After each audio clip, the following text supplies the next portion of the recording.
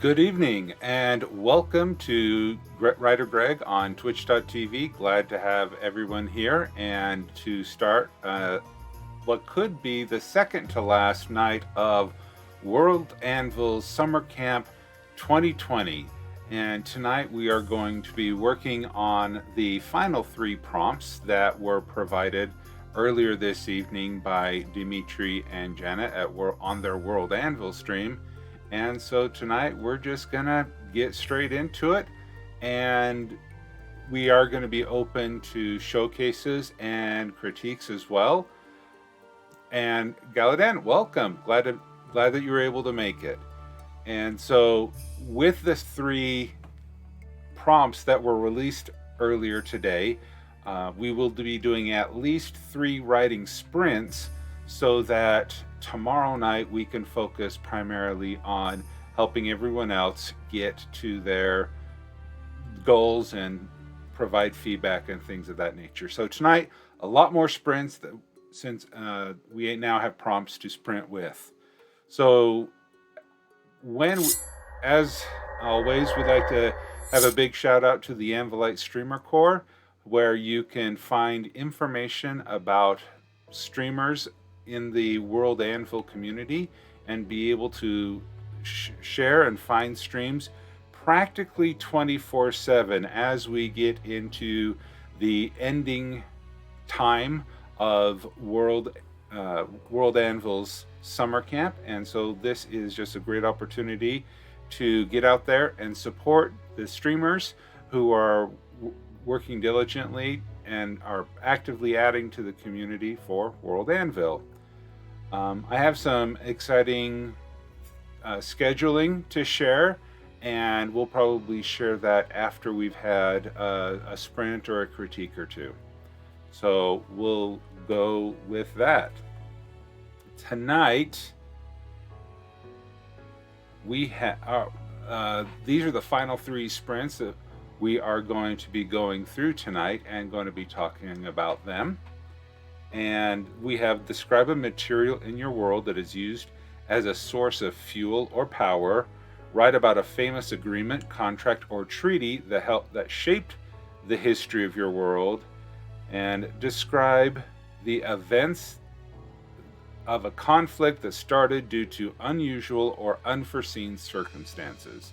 So those are going to be our 3 primary focuses.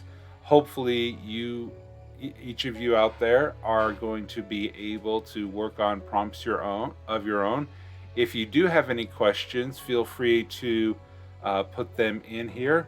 I do want to mention that in the lemon points, let's switch over here.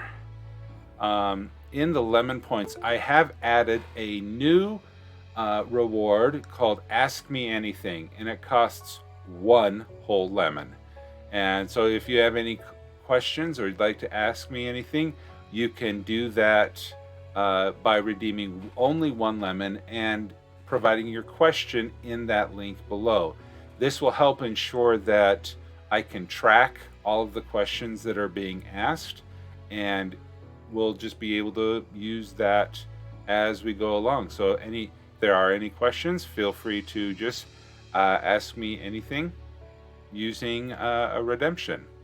All right, so and now let me make sure that I open the request out. All right, so how are my pets doing, if any? Okay, I have 5 children that are humans.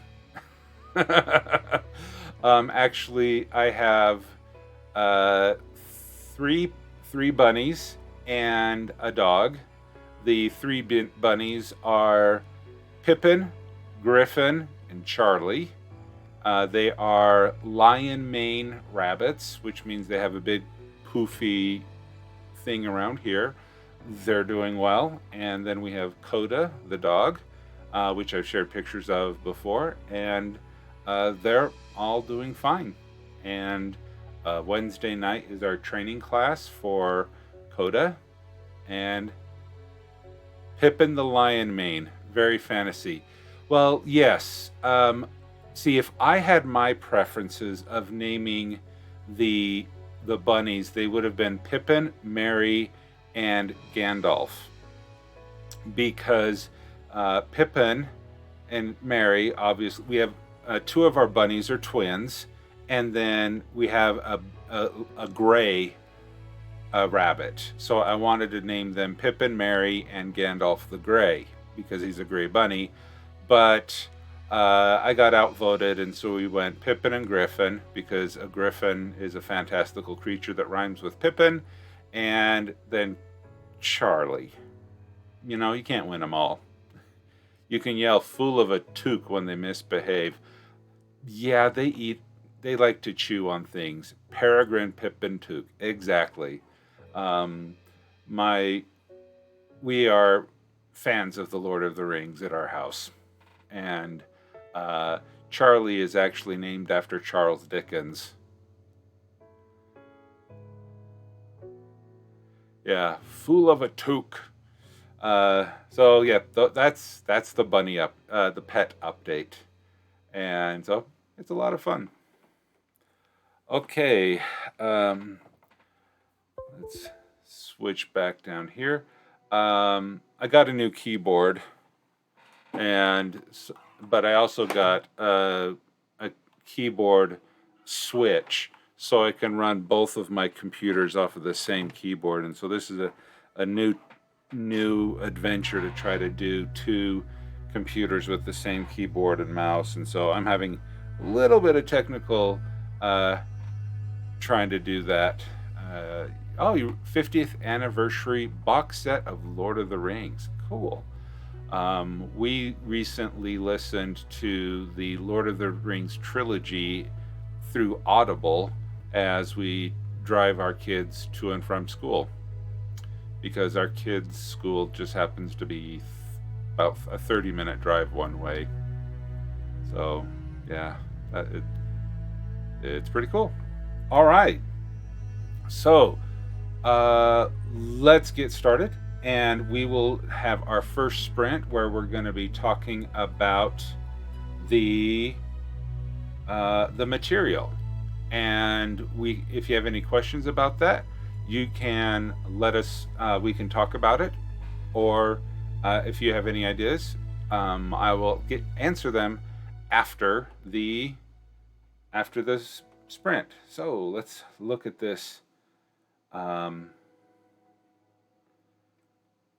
material. Still holding together a 1973 set of Lord of the Rings. Wow. Nice. Yeah, my oldest brother had a box set growing up, but I think he got his in the mid-'80s when he was younger. But wow, 1973. That's old. Is that when they came out? Is that like one of the first box sets you could have? Because I don't know I don't exactly remember when they were published.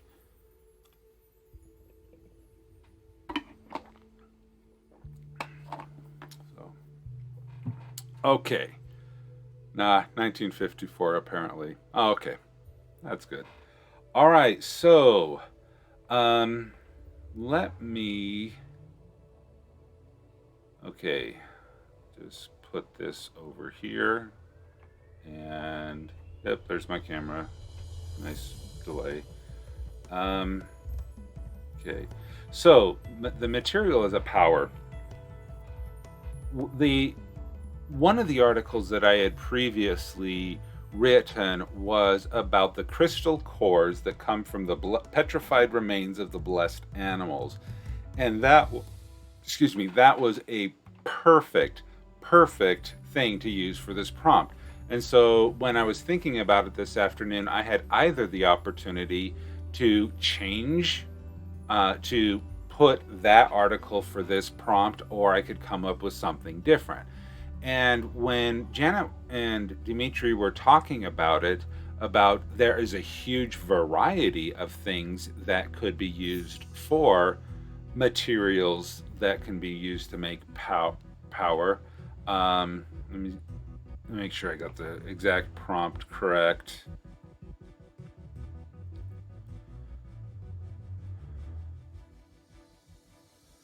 A material in your world that is used as a source of fuel or power.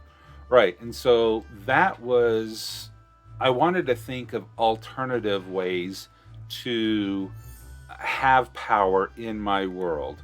And and so I was not really sure on what I wanted to do until I came up with this idea of harnessing moonlight to power crystal cores for my steampunk genre or my urban fantasy genre.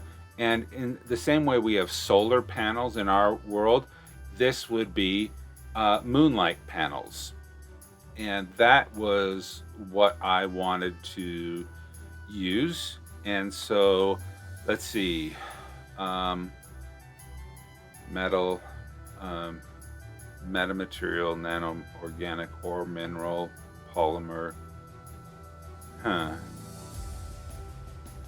Not exactly sure what is best. I am gonna call this electronic, and the reason why is because I'm actually not gonna call this for my steampunk genre. Aloha!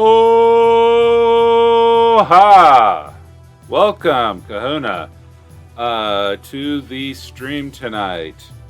You just have such a yell that is just so fun to do.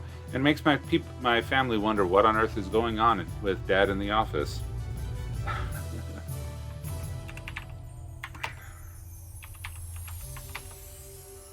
Okay, so I'm going to change that to the modern urban genre. So in the three major eras of Sagadorm, I have the time of the fairies, I have a steampunk era that is powered by crystal cores. So it's not steampunk, but it's a crystal punk, and tiki bars. I really enjoyed your stories, Kahuna, about the jungle ride. I had a friend who was a jungle ride host back in the 2000s, and he had fun doing that. When I lived in Southern California. And okay, and so we have the Fairy Council, we have the I'll call it Crystal Punk, because it's going to be steampunk without the steam, but it's crystals. And then we have the modern era. So what I'm going to be talking about in this first sprint for prompt number 33 is how the material works. So let's go through and let's go through here and just start going on and talk about it. So these are going to be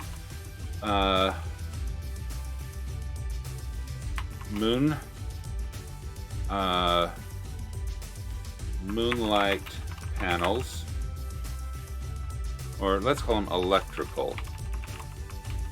Okay, and let's go to navigation. The parent category will be the Summer Camp Challenge. We will change this to published. We will save the changes.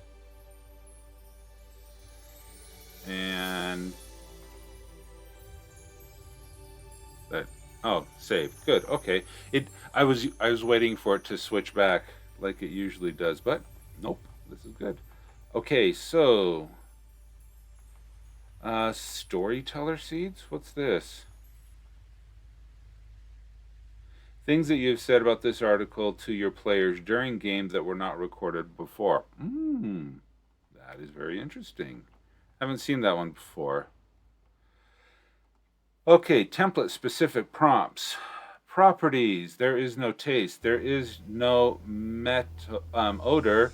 The color is black. They're going to be crushed I can spell. This is why I dictate.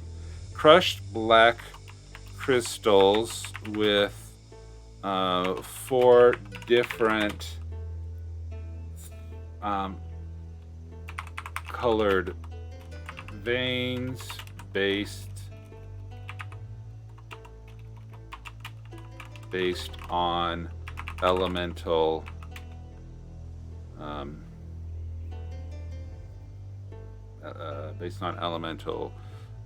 construction. And if my typing sounds a little louder than it has in previous streams, I'm sorry. I switched over to a mechanical keyboard for the first time because that other one was dying out, and so that's that. Boiling, melting, elemental, proton weight, density, common state found, and of course the phone.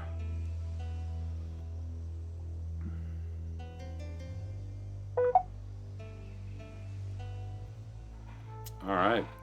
The common state found is crystalline structures. Okay, physical characteristics, properties, compounds, geology, geography, half-life. I wonder, maybe I can do this a different way, because I do have my dragon pad here, but I think I can use a dictation, but that is not what I wanted.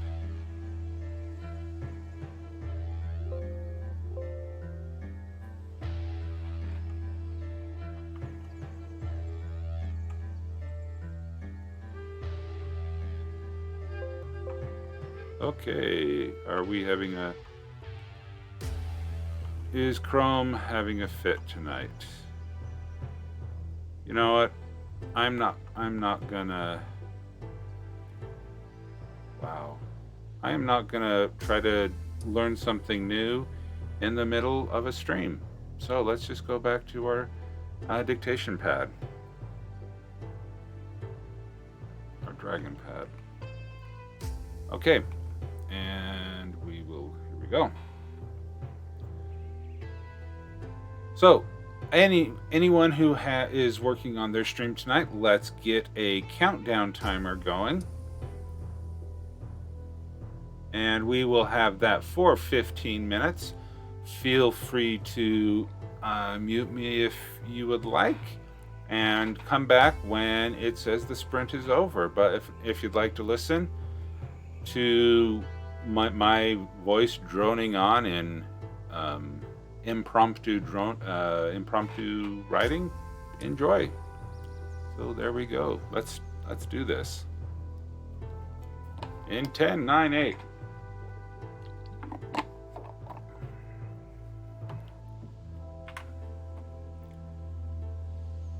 Let's do this.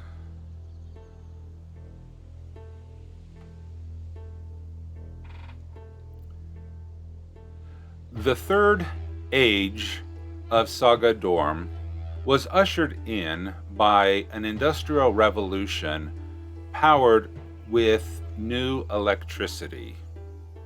Period. This electricity was discovered by modifying the crystal cores retrieved from the blessed animals. Period. During the first era, only fairies could tap the magical energy stored within the cores. Period. During the second era, anyone could tap the magical energies in cores through the use of a mechanical fairy to perform simple magical spells. period. The third era of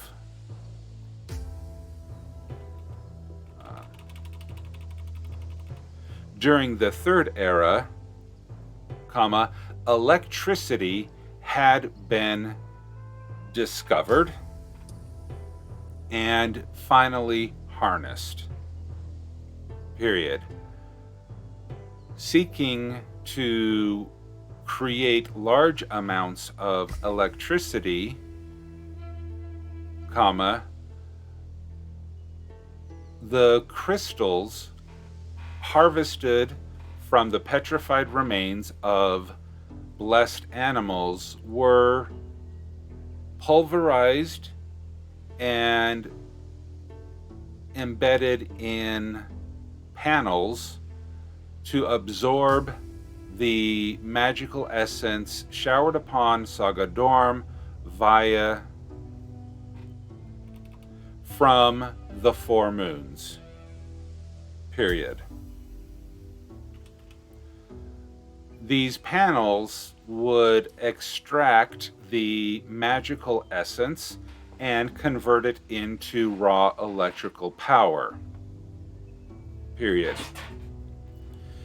This was a, open quote, direct current, close quote, system of electricity that could then charge batteries that could be placed in different electronics or electrical devices, period.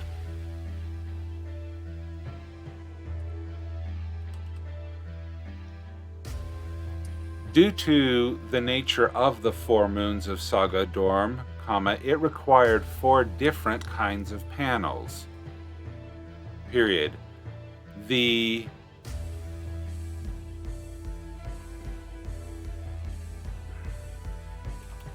As each moon exuded a different elemental energy, fire, air, earth, and water,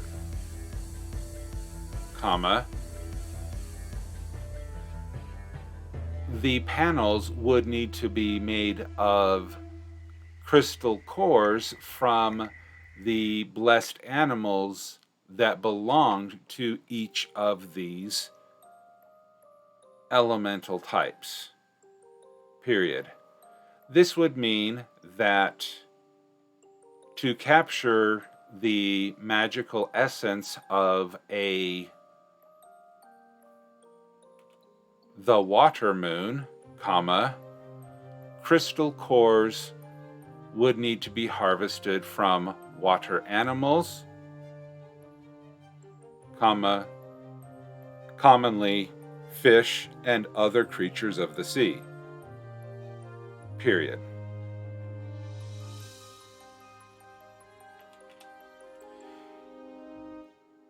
The first panel to be created, Dragon Lovewater, welcome. Oh, I'm glad that you were able to get your lemon channel points showing now. Good. We have, you'll look down below me, you'll see that we have 9 minutes and change left on our first sprint tonight. So feel free to listen to me sprinting or dictating or work on one of your own, and we can talk about it afterwards before doing another sprint.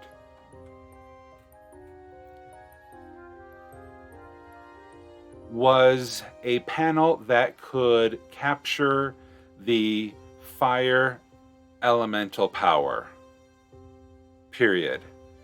This was the, open quote, easiest, closed quote, element to convert into electricity, period. After the fundamentals were created, discovered, the other 3 elements quickly followed. Period. Large arrays of moon panels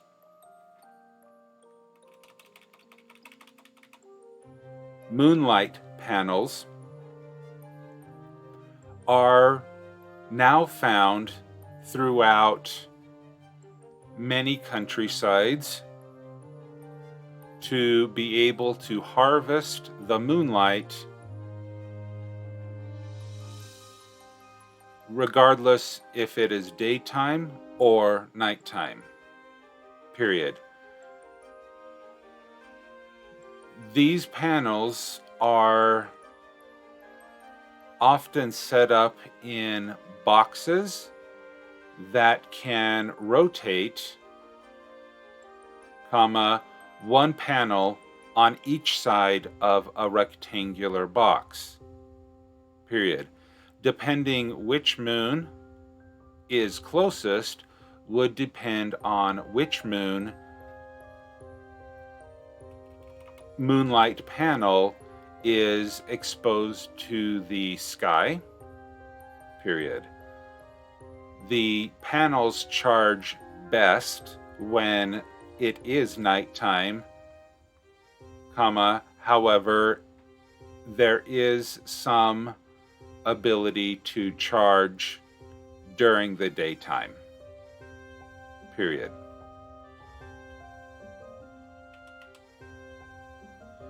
The discovery of solar panels to efficiently capture sunlight was not discovered till many decades after the moonlight panels. Period. These solar panels are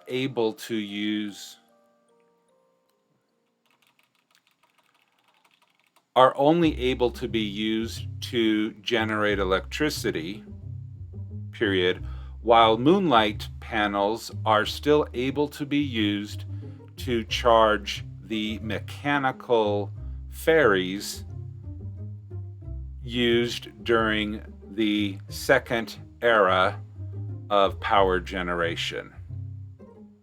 Period.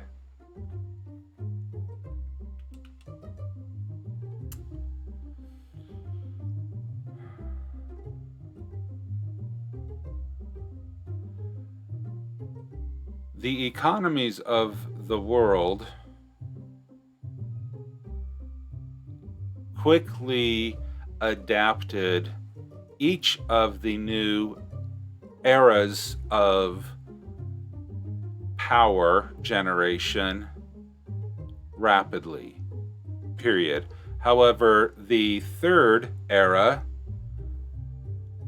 which provided electricity and the invention of electronic devices, ushered in a new age of information, computers, mass communication, etc. Period.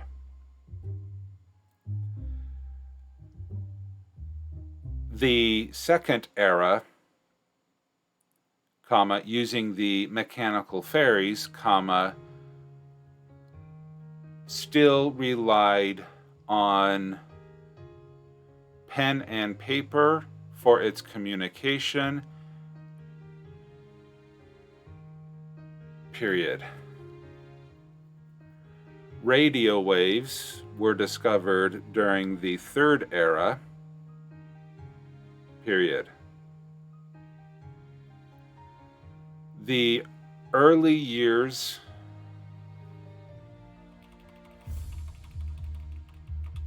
historians still argue on the exact year or invention that transitioned between the second era and the third era of power generation of Sagadorm. Period. However,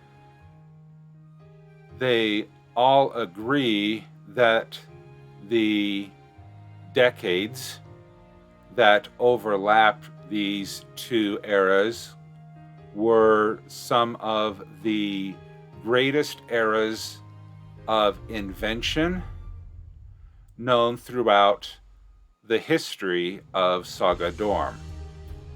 Period.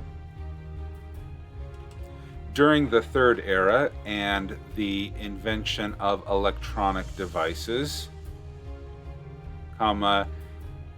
inventions have continually increased throughout the generations. Period. Due to the initial discovery of electrical power and its ability to be gathered through moonlight and solar panels, coal and wood-based furnaces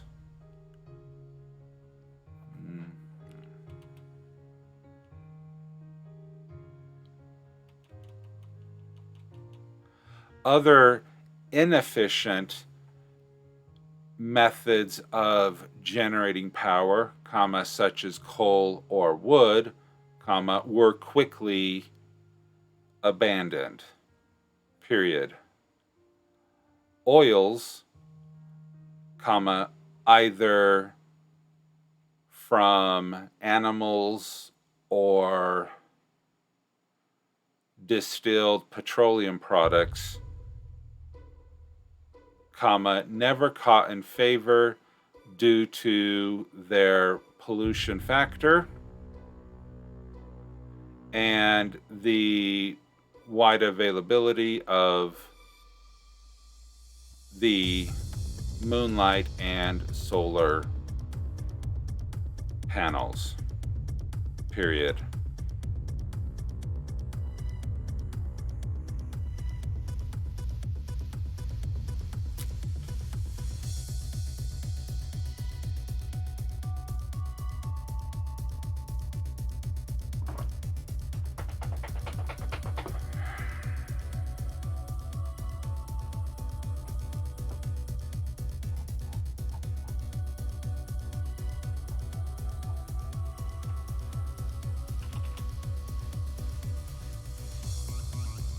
The magical source or of the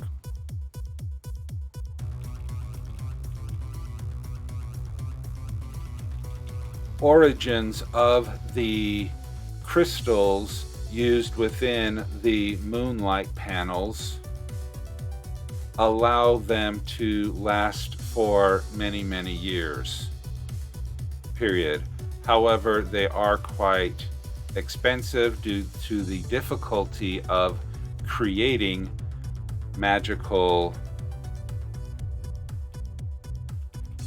finding the crystal cores required. Period. Solar panels, in recent decades have become more popular as crystalline cores were replaced with silicon and could be created without harvesting the cores of blessed animals. Period. All right, there we go. Sprint is over. How did everybody do? Count up your words and put them in the chat window. How did everyone do?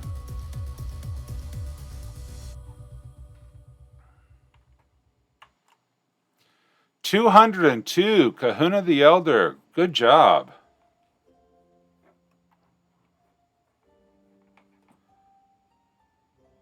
Save changes. Galadan just lurked, no sprint. You wrapped up your 33 this afternoon. Congratulations. You are the first person that I know that has completed all of the sprints. Congratulations. I'm not sure my word count isn't updating. Are you using WorldAnvil? Nothing makes words flow like a dense light. Yeah, because what I found is that if I open the advanced tools here and I go to the metadata here, it still says the word to. So as Kahuna says, you need to save your work, refresh, and then go to the metadata again.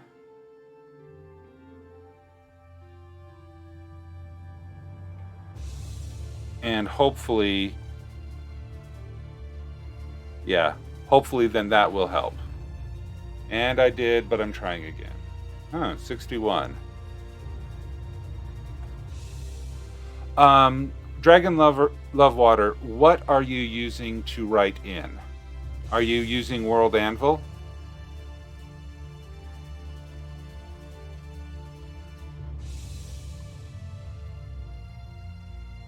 Worked the second time. Okay, good. Okay, so there is an extension, Chrome extension, word counter.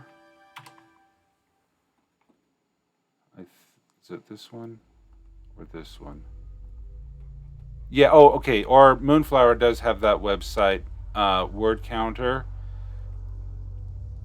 Or there's things like this where you can plug it into that, and whatever you highlight, you right click it and it says we'll count these words. Or as recommended by Moonflower, you can use word counter net and just dump the words in there. Here you go. And and the nice thing is, this does have a grammar and spell check. I am going to bookmark this.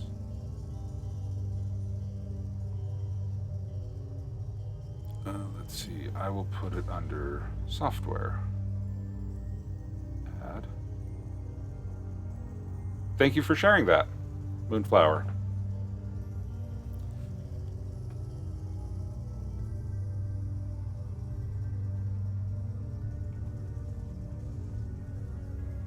Okay, I need to go back here. Okay, we're done with the metadata. I am going to click that. All right. I got 89 words during the sprint, which is pretty good, speaking that I was researching as I was going. That is a good count, and that's why I'm a plotter instead of a discovery writer. Well, it's called plotter or pantsers or discovery writers or gardeners. There's a million different terms, but I like to get all of my research done before writing. That's not always possible, but hey, 89 words. Good job. Okay, so let me take a preview. No, I don't want to. Let's go view. Okay, so I'm going to copy this. I go over to, do I have my trio? There we go. And I will go in here, and I will, my view, and my edit window. I will go back to this, go copy, tab, Control V. We'll save that. Give the labels of, this is Summer Camp, this is also Modern Era, and we'll do that. And now that is ready to, that draft is complete. It's an article on goats that I'm doing last minute, so I didn't have anything planned for it. Oh, fair enough. Are they just like real goats? Pretty much. That's why I have Wikipedia open. Yeah, okay. Yeah.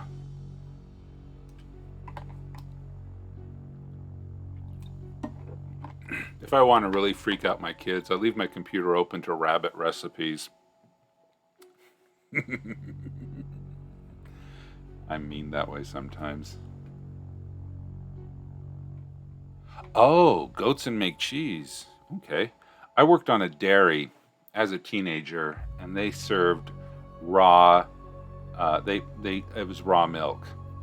I know rabbit is delicious, but these are pets. These are friends, not food.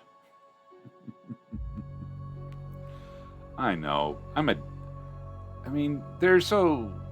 Dad jokes. You gotta do dad jokes every once in a while. All right. Does anyone have a article that they would like to have showcased before we go into a next sprint? And while you are thinking of that,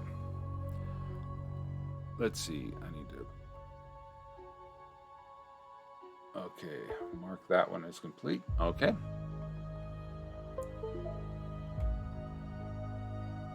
Let's refresh this. I just want to let you know. Oh, Dragon Love Water. Wonderful.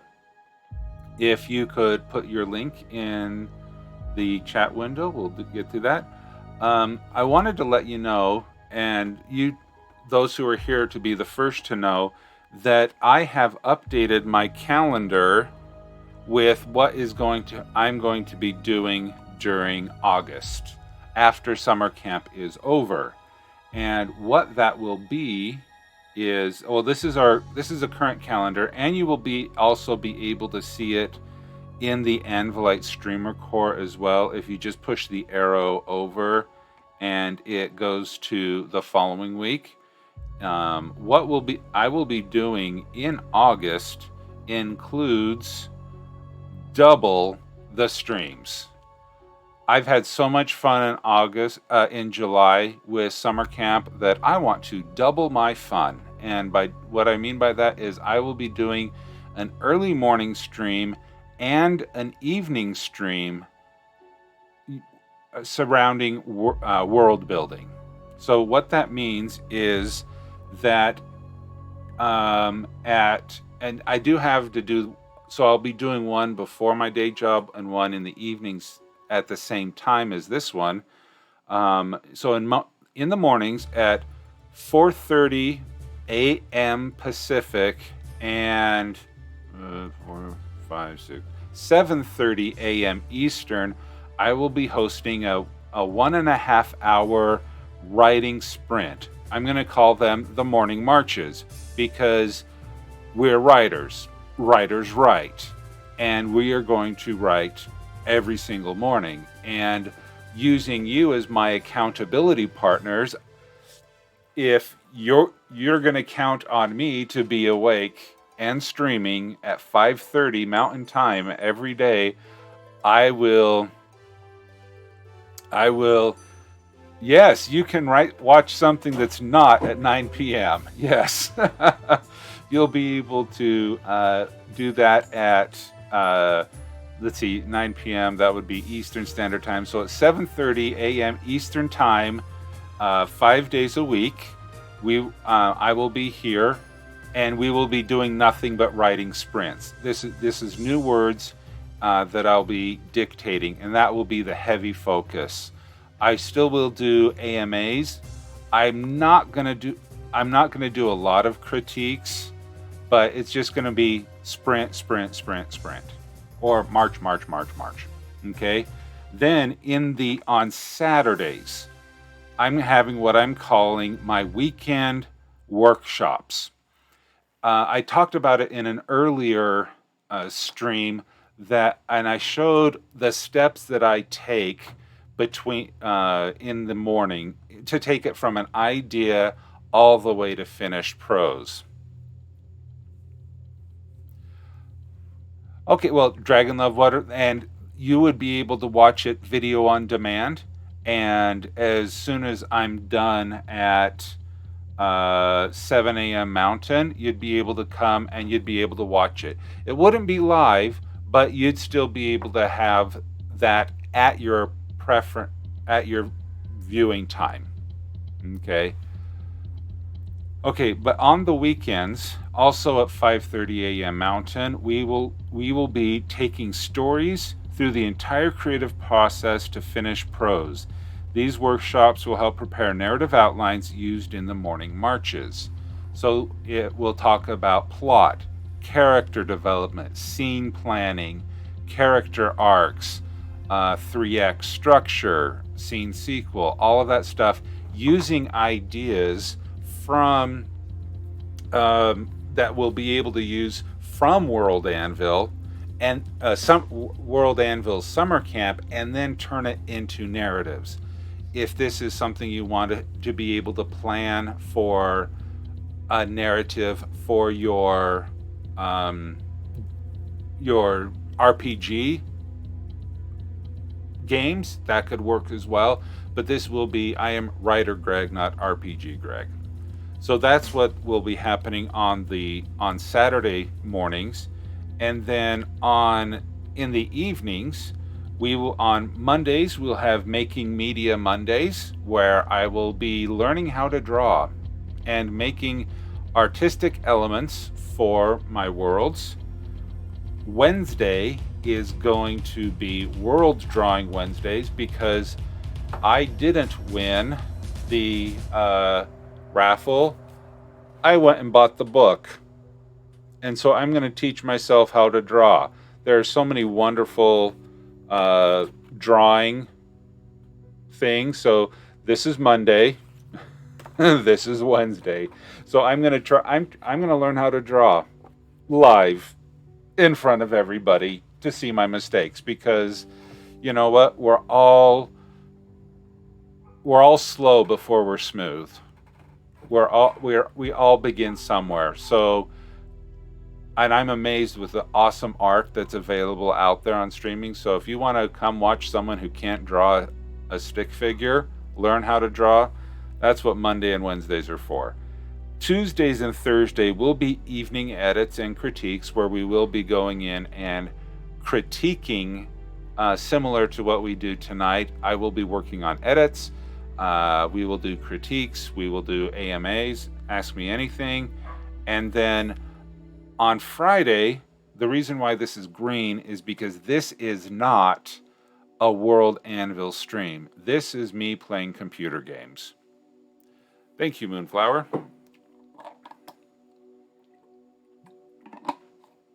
And I will be playing computer games on Friday nights, most likely with my son.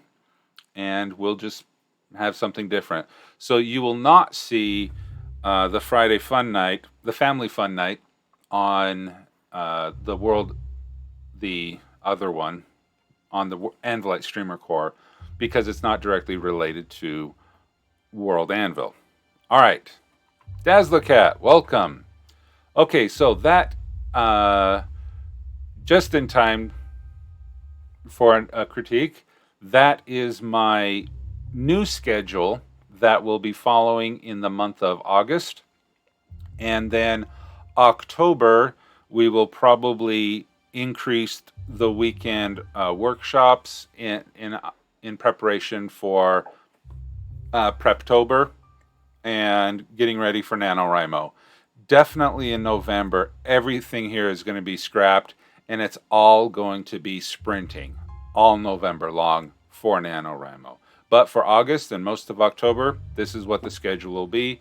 And you can see that, of course, at the Anvilite Streamer Core homepage, where I am in blue. So that's 11:30 a.m. for my morning sprints.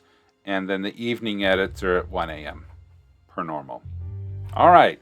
So with that, we have an article by Dragon Lovewater to critique.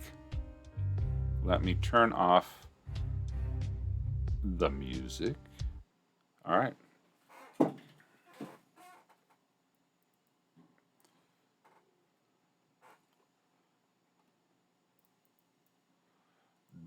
The Dark Wellings. Ooh. Okay. All right, so we will do this critique. We will do another sprint, and then we're working on 3 sprints tonight. So if there are others who want to stick around long and put in another article for after the next 15-minute sprint, you can go ahead and do that, or we can just submit that closer to the time. Okay. The Dark Dwellings. Okay. At the first dust hole is just as you imagined a desert cave to be like. But as you travel deeper underground, the air quickly cools and gradually becomes humid, until it suddenly widens into a massive, damp cavern full of the rustling of a billion creatures living in the sunless expanse. All right. At the first dust hole, probably it is just as you imagined.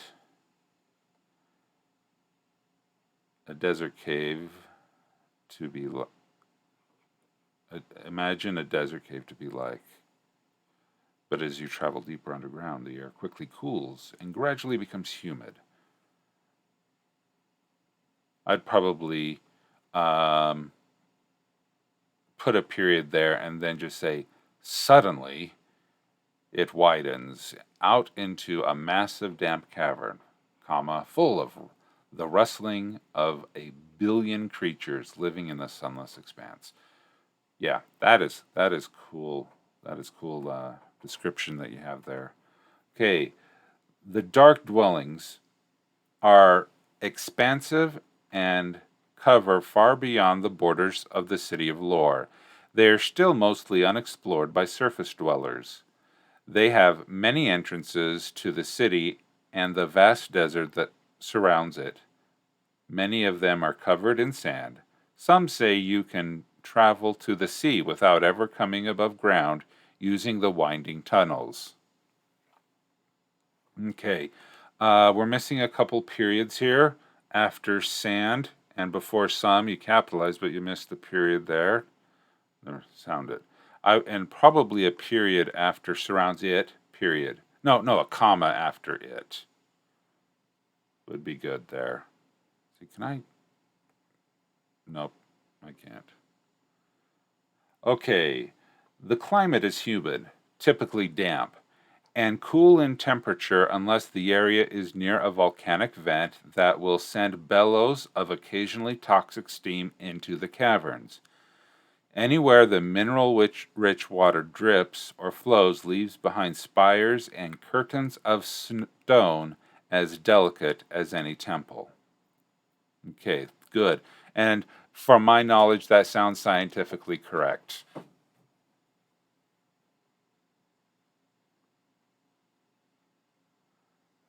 So, Dragon, have you ever been in a cave like this? Like, this is Dragon Love Water.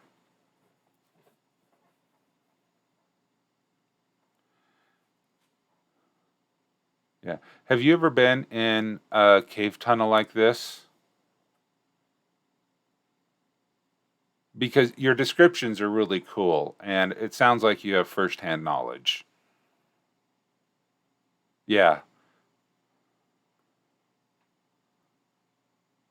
Yes, not at this scale, though. Okay, but you do have that personal experience that, minus the volcanic vents. Yeah, you don't want to get into the toxic air. All right. Deep in silent pools, a rushing torrents of water lay uncanny creatures and enrapturing even in their disturbing visages. And hanging on the walls, sheets of mosses and mold studded with mushrooms, crawl little beasts and bugs that hiss and whistle. Okay. Yeah, no volcanoes around. Okay, you have a lot of good information in this one sentence, and I would say that you have too much information.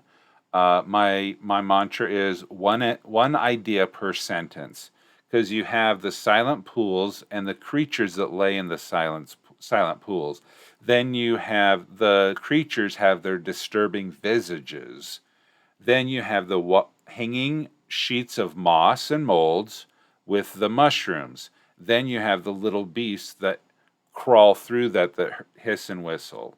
So then, in shallow trickles and puddles, amphibians and fish go about their business with huge eyes without focus, or many of them, none at all.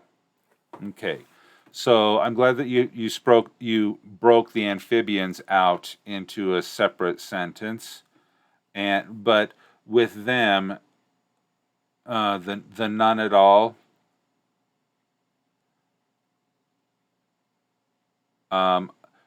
I believe that's referring to huge eyeballs, because some of the fish deep in the dark don't need to have eyeballs. I would probably break that off to make the emphasis more clear. Still among the bizarre life pockets of civilization thrive the descendants of dwarf immigrants and slight and elastic cave elves. Okay, I would still among the bizarre life pockets, civilizations thrive, period. These are the descendants of dwarf immigrants and the slight and elastic cave elves. Would probably how I would reword that sentence. I've been during this time of seclusion and quarantine, I've been studying Spanish and using the Duolingo app on my phone and just playing those Spanish learning games. And one thing I've noticed about learning Spanish is that they put the noun first and then they put the description afterwards. So where we would say the blue car, they say el carro azul, meaning the car blue. And so I think that's a better way of speaking, but unfortunately that's not how we do it in English. And so the challenge that we have here is you're describing slight and elastic cave elves, and so it's a little bit of a challenge there. Hey, Scribe, thank you for coming. I will add your link here, but we will be getting to that after the next sprint. Okay, but I love how you have typically elves don't live in caves unless they're like drow. But I do like that you are doing more than just dwarves. Okay, some of the natural inhabitants include lurkworms, silt crawlers, fish, insects, arachnids, bat, and amphibians. The primary humanoids are humans, elves, and dwarves. Okay. You didn't mention under flora and fauna.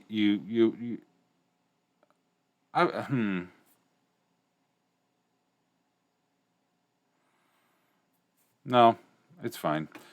The descendants, because here you talk about the descendants of dwarf immigrants and cave elves, but you don't mention humans, and down here you mention humans first. So that's I may want to get those together and either maybe include what kind of humans, because you talk the immigrant dwarfs, elastic cave elves. Well, what kind of humans? Outlaws, adventurers, miners.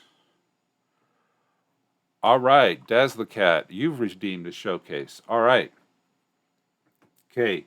As I said before, we will be doing we will be doing 3 sprints tonight, and we will doing a showcase after each sprint. So right now, we're all filled up with the showcases unless we have extra time at the end.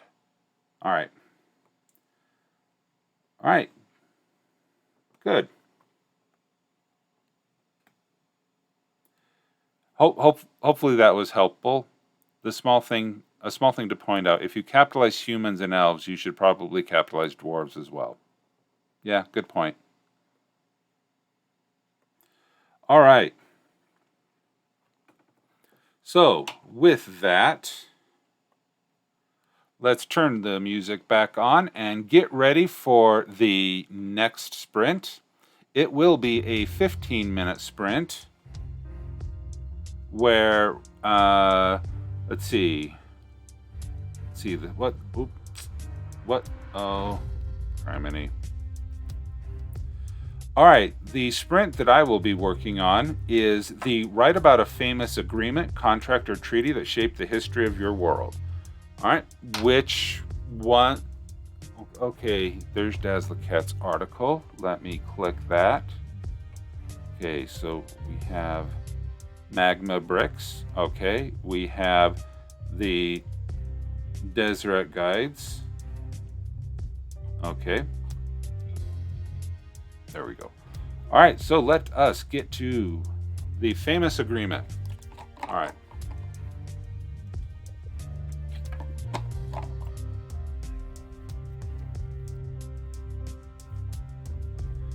Okay, write about this document.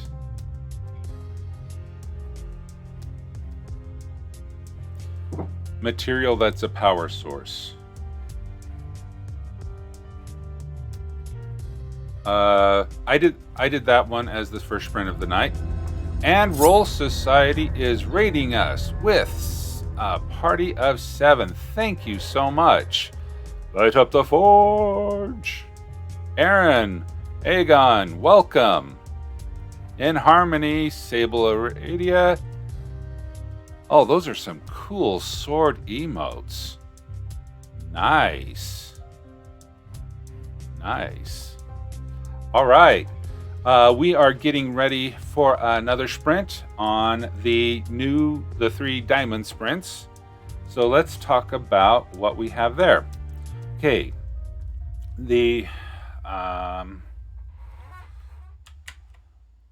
Let's see. Let's go over here. The treaty that shaped the world. I thought we were saying the one we are working on. Oh, you're right. I'm sorry. Yes. Okay, so Dragon Lovewater is working on material that is a power source. Yeah. Yeah, I'm going to be doing the treaty. Let me know what you're working on in the chat.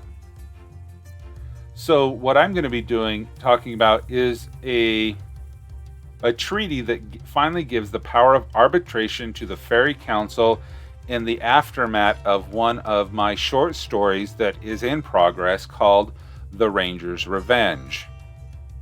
Editing my power source that will be done. Okay, agreement document for Dazzlecat. Okay, good. I'm still doing the valuable resource that's bread farmed. All right, okay. So what I'm going to be calling this is, I'm going to call this the Treaty of Rickenwatten. Rickenwatten is a governmental decree. No, it's a treaty. EQRS text. Treaty, diplomatic. Yes. Make this public. Go to navigation. And we will put this in Summer Camp. And we will save those changes. Go back to content.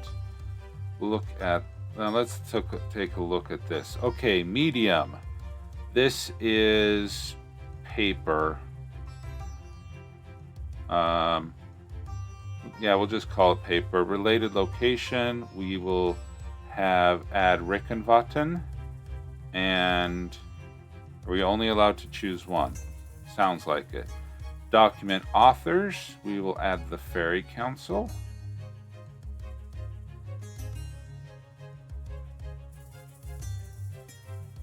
No, where is... Oh. Okay, we'll do Sable the Peaceful. Signatories. Ah, here we go. We will have... This will be the ambassadors of the Fairy Council, the Fairy Council themselves. All right. And purpose. Structure. Historical details. This will be... Oh, I need to check my calendar. I think it's 11. CE. Background. I think that's enough information that we have here. Let's jump into... I'll just dictate for the 15 minutes and spin that tail, and then we'll go from there. So let us get the countdown timer going. All right, 15 minutes on the clock, 10-second countdown. Let's get ready to write.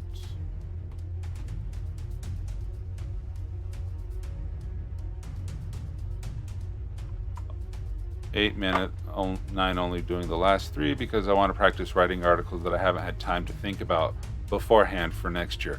Wonderful approach. Yeah. That is a really good idea. Okay. The Treaty of Rickenbachen.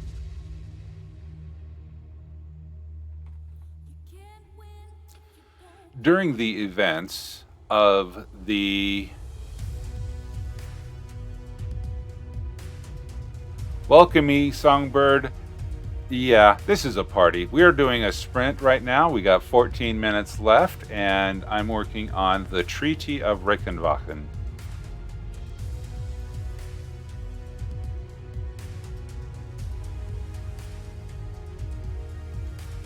Open quote, the Ranger's Revenge, comma, close quote, a ambassador of Veterzemlia is assassinated by a rogue ranger of the Fairy Council. Period. This ranger was cursed to become a lynx due to a crime he actually committed. Period. And he did not care that he was guilty, but sought revenge on the person he felt was most responsible for his condition, comma, and led him to the crime that he was justly convicted of. Period. By the time he was able to put his plans into effect, comma, the person in question had become the Veterzemlian ambassador to the country of Rickenbachen.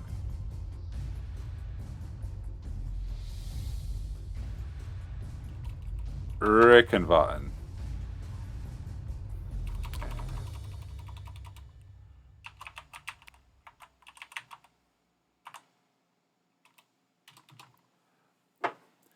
This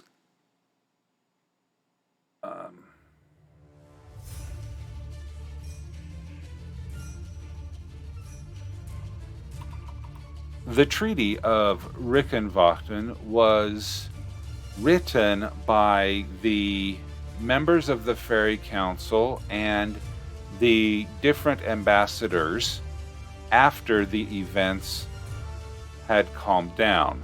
Period. The murder of the ambassador had nearly started a war between Rickenbachen and Veterzemlia. Period. It was thanks to the fairy representatives in Rickenbachen that were able to deduce the actual nature of the crime and then ensure that the countries did not go to war over the misunderstanding of the source of the assassination. Period. The importance of the treaty is due to it being the first time that the Fairy Council proved its worth on an international level, period. Before this treaty, the ambassadors from the Fairy Council were considered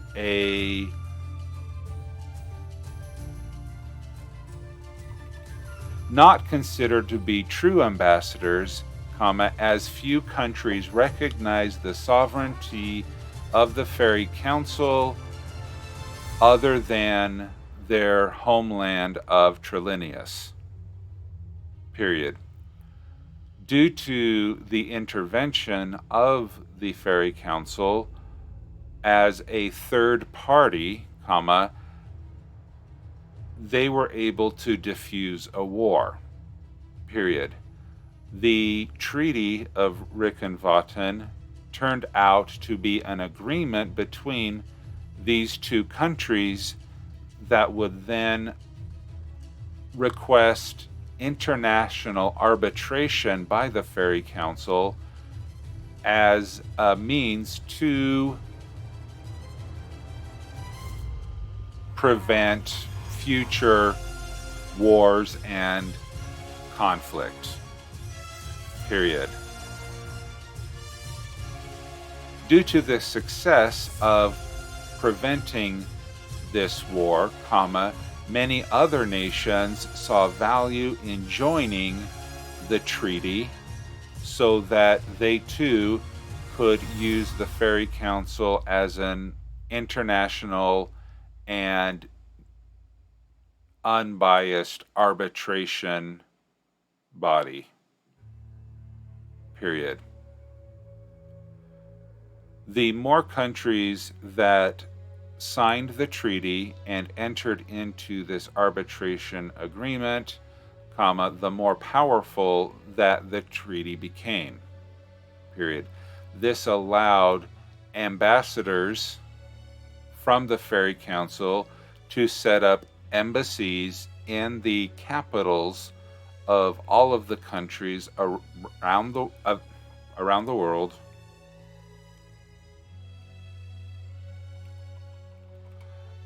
world, and consulates in many of the largest cities, period. Also, ambassadors from each of the countries now created embassies in Trillenius to ensure that relations could be opened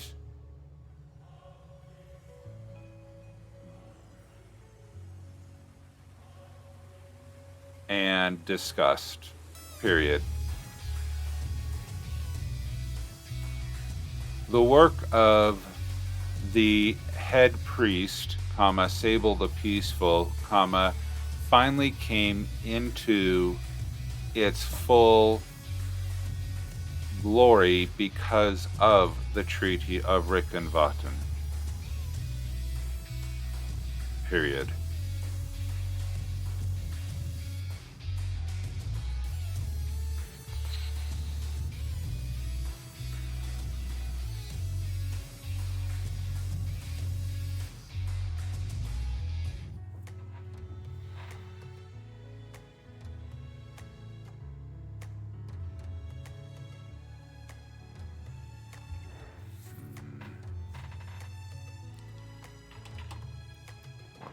What else?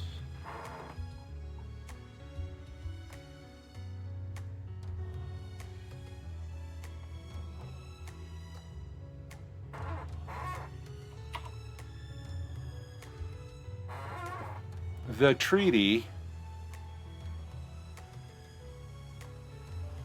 laid the foundation for a new international representative constitution that allowed a legislative body to be formed internationally. Period. This international body, comma, name to be determined, comma, primarily focused on agreements between countries. Period. These would include border disputes, comma, trade routes, comma, merchant agreements, comma, and united efforts against the Fae or any other ne'er-do-wells who attempt to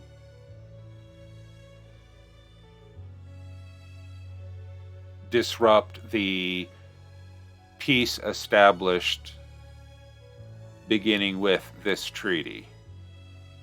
Period. The legacy of the Treaty of Reichenwagen lasted for nearly 1,000 years. Period. Thanks to the interventions of the fairies in the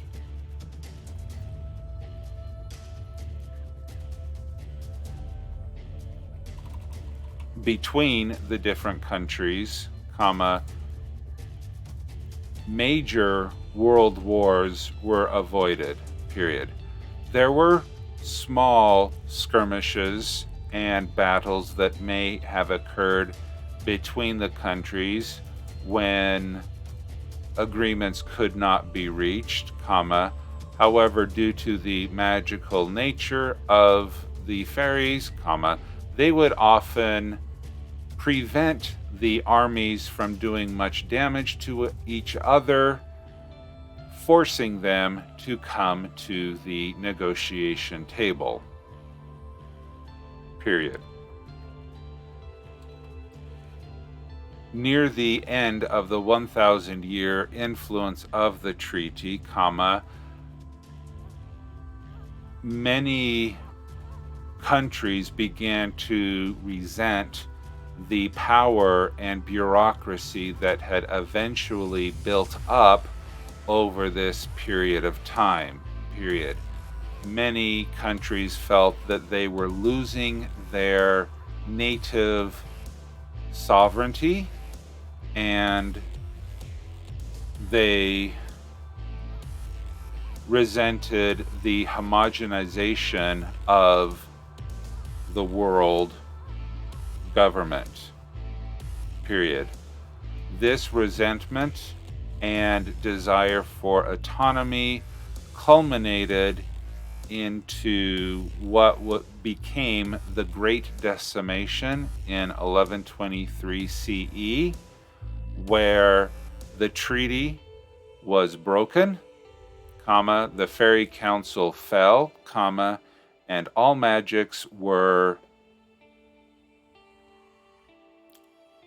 removed from the fairy and the fae to be encapsulated within the 16 totems of Trillenius. Period.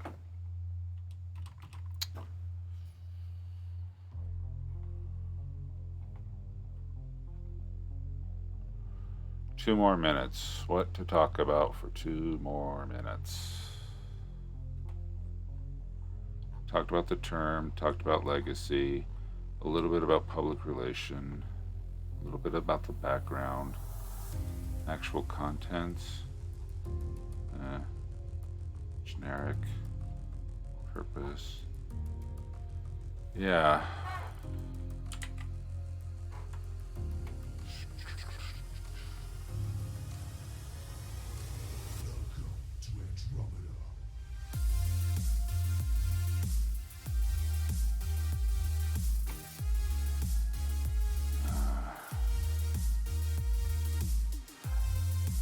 I know I have more than 300 words, but I hate to have a minute wasted.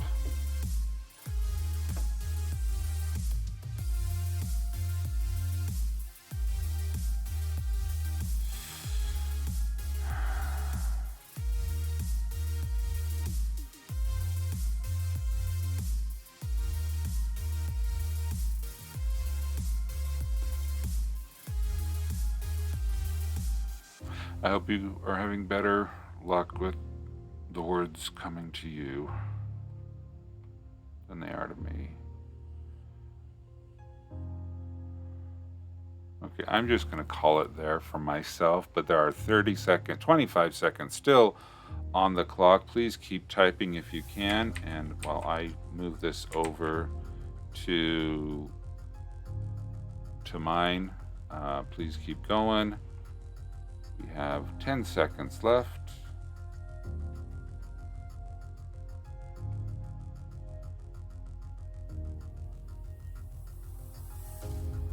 There, the sprint is over. I procrastinated enough through the end of that. All right, was able to get 664. Thank goodness I didn't say 2 more words. Moonflower, 143 words. Good job. How did everyone else do?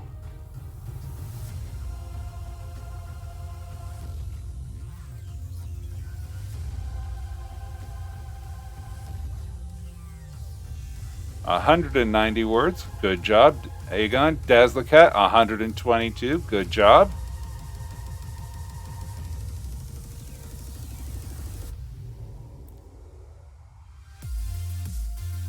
Aegon, less than 200 from 1,000 on this one. In Harmony, I've been editing. Good job. Scribe of Nikoti, 191. Good job. Yeah, those are definitely respectable numbers for a 15-minute sprint. Congratulations on everything that you were able to do with that. So with that, we are going to, in a minute, let's see, I need to make sure that it recorded over in the prompts. It did. Awesome. Okay, for those of you who have joined since, and those who came from the raid, I really appreciate it. I want to make an announcement. Oh, Sable Radio, 300 words. Awesome. Good job. 151 in that sprint. Dragon Love Water, 147. Really good. I already covered a little bit of this previously, but I would like to share with you what my streaming plans for August will be. And I've had so much fun, I wanted to double the fun of streaming. What that will mean is I will be doing 6 days a week. I will be doing an early morning writing sprint session at 4:30 a.m. Pacific, 7:30 a.m. Eastern, and where we will be doing sprints like this. And then in the evenings, we will be doing art and edits and showcases and critiques Monday through Thursday. Friday night, I set up a separate Twitch channel that will be just games and only games. And then on Saturday morning, we will be having weekend writing workshops where we take the creative process all the way from beginning to finished work. This will be a lot of work and helps for Preptober and NaNoWrimo. So anyone who is interested in following this calendar, please go over to the Anvilite Streamer Core, where the information has been updated on that calendar over there as well. All right. Now, let us talk about Scribe of Nikotis and the Deseret Guides.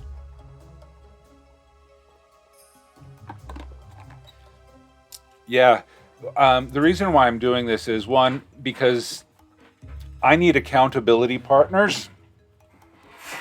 Oh, squeak, squeak, squeak. I need accountability partners for writing, and if all of you expect me to get myself out of bed and streaming by 5:30 in the morning, then I'm more likely to do it. And it's all about taking the wonderful ideas from summer camp and putting it into prose. So the weekends will focus on planning, plotting, character arcs, description, dialogue, all of that stuff, whereas the Monday morning is sprint. And then the evenings will be more relaxed, critiques, edits, teaching myself how to draw. I got a new book. So anyway, that'll be fun. Okay, so Scribe of Nakoti, let us get into the Deseret guides. Let's zoom in here. What prompt is this for?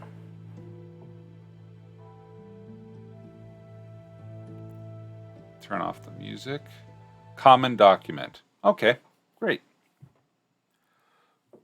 Welcome to Deseret Guides, where small booklets originally created to help refugees from Brahmaputra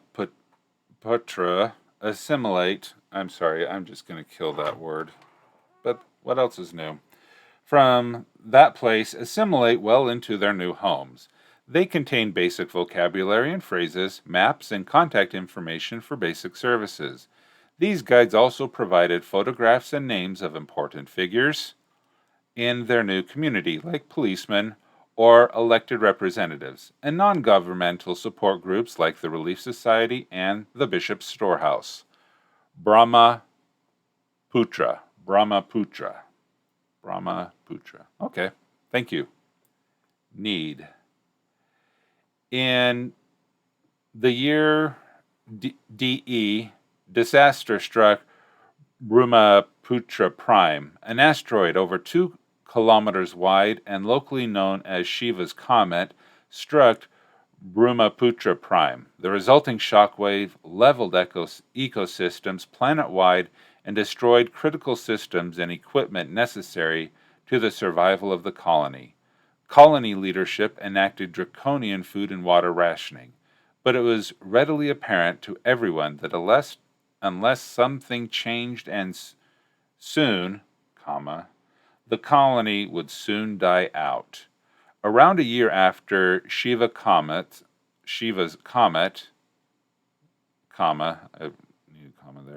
the DDS Albatross arrived in the system. A rough agreement would be established to move as many refugees as possible to Deseret. Leaders on Deseret became concerned over how to adequately provide for and assimilate thousands of refugees from a society that they had almost no frame of reference for. Although the Desereti government was mobilized under the leadership of President Gideon Caldwell, nothing of this scale had ever happened before. It was clear that the government was not prepared. The word "that" is one of those words that I have on my list to get rid of completely. There are very, very few situations where a sentence could not be improved by just getting rid of the word "that." So it was clear the government was not prepared. From a society, they had almost no frame of reference. And let me show you. I showed this another night. So I have a list of words that I go through and I try to remove completely. And so hopefully you can see that. But all of these verbs here, there's these 19 verbs that I try to remove because they're just kind of weak. They don't provide good context or good description. And then words like really, that, just, then, start, begin, began, begun, rather, said. Those are some words that also can be removed. But this is primarily for prose more than the article format, the non-fictional article format that we're talking about here. But the word "that" is definitely one that could be excised. All right. Creation process. Responding to the need communicated by the Desereti federal government, the LDS Church mobilized its members to receive their new neighbors. Okay. If you do not have an assignment from your leadership, there is a problem. If you are not finding ways on your own to be productively engaged, there is a problem. If you are not committing your hearts and souls to receiving your brothers and sisters in need, there is a problem. Fix it. Jeffrey Olson, stake president of the Taumata Maize Stake. That is a great a quote. I don't know if you made it up or not, but I really like the way that you've described it, and there is a problem repeated 3 times is a really good way to drive it home and then fix it or do it. But that was a different person. Anyway, yeah, I like that. Fix it. Almost, I mean, it's almost poetic. And I really like prose that can be poetic like this. And it sounds like something that I think a leader of a religious organization could or would say in a time of this need. Okay. As the refugees were placed in temporary holding camps, the LDS Relief Society created a system of crafting welcoming guides specific to the needs of each family. At each station, an individual or family was questioned over different skills or needs they possessed. Okay, you would, at each station, and maybe you don't need a comma there. Moonflower, you were raised in the LDS Church. I'm glad that you're liking it. I am a member of the Church of Jesus Christ of Latter-day Saints, and so I'm really digging this too. But that shouldn't be a surprise since I live in Utah. All right, information provided. Each guide was tailored roughly, but specifically to the needs of each individual and family. How can you be roughly and specifically?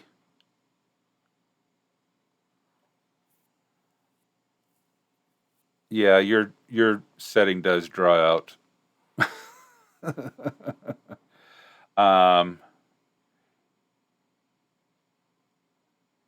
Yeah, I don't know how to fix that because I don't know the context in which you were trying to put this. Because yeah, initially they would be rough, they would be rushed, maybe, but yeah. The information each guide provided covered a vast range of topics. Examples of topics are location of the nearest grocery store and average prices for the most common goods, contact information for utility services, contact information for emergency services such as firefighters and police, contact information for non-governmental support groups such as the Relief Society and the Bishop's Storehouses, list of career-relevant companies and contact information to their hiring departments, photographs and names of each store owner or police officer that worked within 5 blocks of their new homes. That's cool.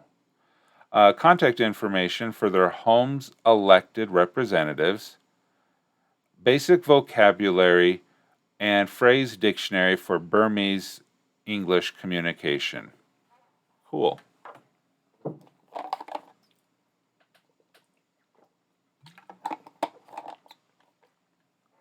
All right. After the first few waves of Burma, okay, Sable. Yes, Nakoti's setting is awesome. I appreciate the sci-fi that embraces faith in space. Too often we get atheist conceit that there will be no religion then because we'll be too enlightened for religion. I believe that there will be faith as long as there is mystery. And that's not going away when we go to space. Yeah, personally, I think humans are almost preternaturally inclined to find meaning and explanations where they can't. They want to fill in the spaces. Language, culture, race, ethnicity is going to explode once we go to space. Yep. Oh, excuse me. Shortly after the first few waves of Brahmaputra, the development of digital tools led to the streamlining of the immigration process. An official Welcome to Deseret guidebook was created, and the federal government no longer needed to rely on the volunteer work of the LDS Church. Original Welcome to Deseret guides became cherished family heirlooms, though few remain in good condition because of how often they were used. In the year D.E. Rivendell voted to include information kiosks in all blocks of the city in order to provide much of the information covered in the original guides. Within a decade, all cities on Deseret had passed similar laws, and federal funding was allocated for their construction. Welcome, neighbor. Come right in. Hello. Where did you get this picture? This is awesome. This has got to be Fairborn. Foy's Gift Shop in Fairborn, Ohio. Wow.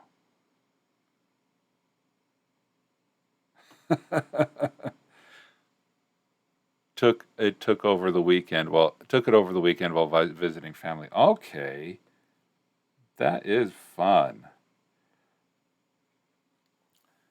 Where are we supposed to go, Daddy? Keen Thu made sure to fix a smile on his face before looking down at his daughter. Yadinar stood shoulder to shoulder with her twin Thanda, each keeping a firm grip on one of the hands of their younger brother, Kwong. We just need to follow the line until we talk to one of the volunteers, and then... Keen paused as the line moved, and he shepherded his family along. And then we'll learn where our new home will be. Yandar looked like she had more questions, but instead of asking them, she focused her attention on cleaning drool off her brother's face. Keen tried to make eye contact with Fio, his wife, turning back around to the front when she gave no sign that she was aware of her surroundings. She remained in the same daze she had been in ever since the meteor fell on Brahmaputra. He clamped down hard on the temptation to sigh, waiting for the line to move. Yeah, that is a good inspiration. Eventually, he found himself face to face with a woman sitting behind a desk, finishing up some final task on the paperwork in front of her. It was his first time being close to a Deseret, and he found himself slightly uncomfortable with the foreignness of her facial features. After a brief moment, the woman looked up and smiled, saying something in a language he now knew to be English. After a moment, a device on her desk roughly, very roughly, translated what she had said. Twitch died. I'll have to watch the VOD. Oh, I'm sorry. I haven't had many comments on this prose that you have here in the side column. Yeah, but feel free to watch the VOD. Have information chip with you. The device squawked. Keen inserted his chip into the device, following the instructions of a series of drawings on its surface.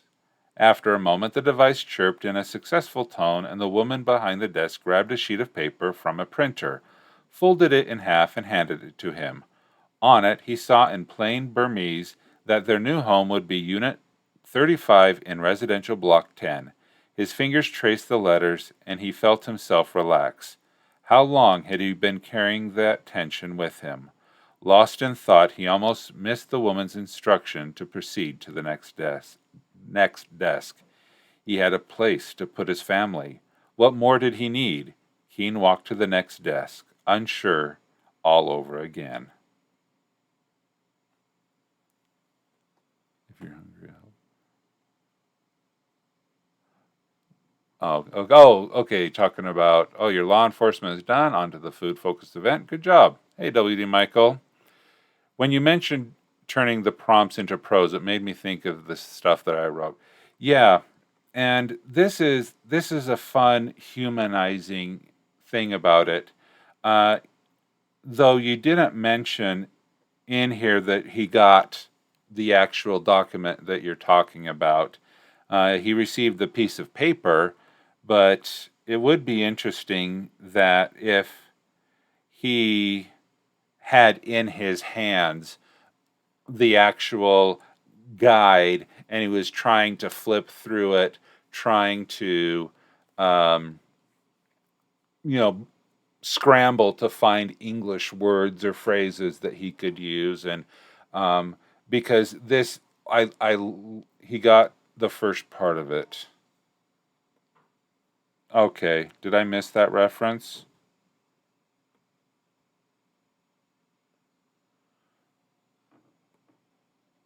Okay, yeah, this is I really enjoy your Deseret homeworld. This is fun.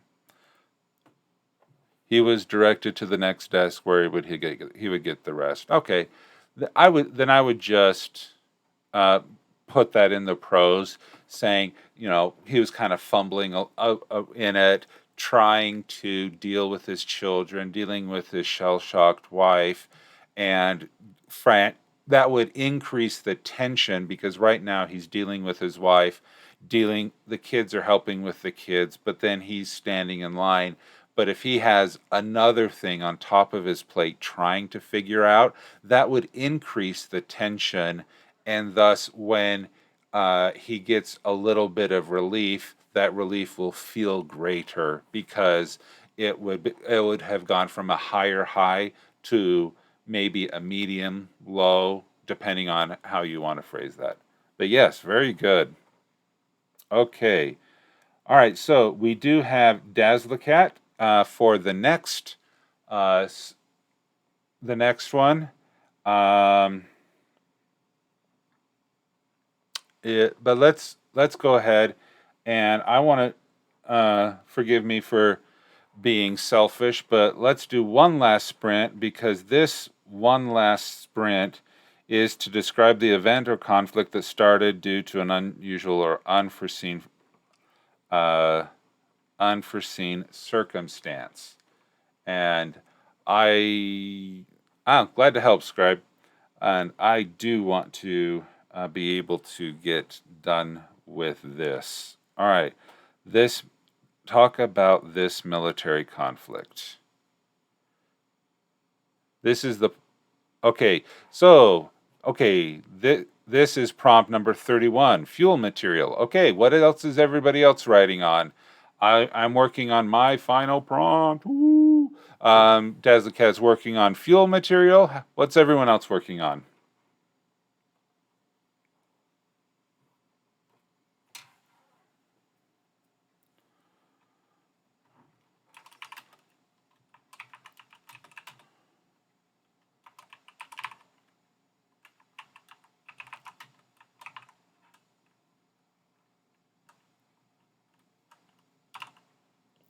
Okay, Moonflower, still the same one. 70 more words. Good.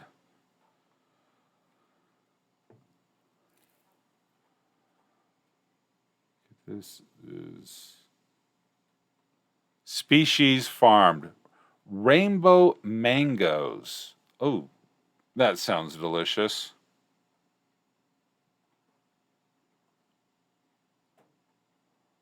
I mean, like literally mangoes. I mean, the showcase is fuel. I'm working on agreement. Oh, okay. Yes, we will. Oh, your magma bricks material. Okay.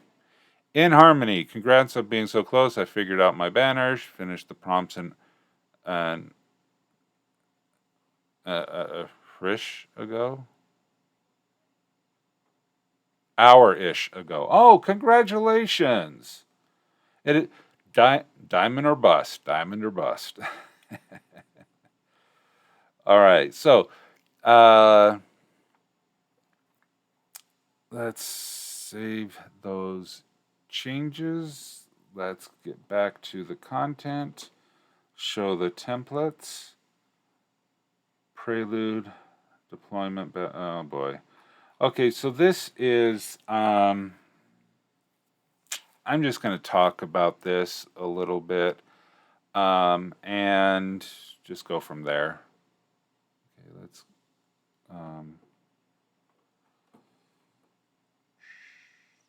nope, that wasn't it. Tools, dragon, pad. Okay, let's get this music going on again. Okay, so we will get ready for another 15-minute sprint, and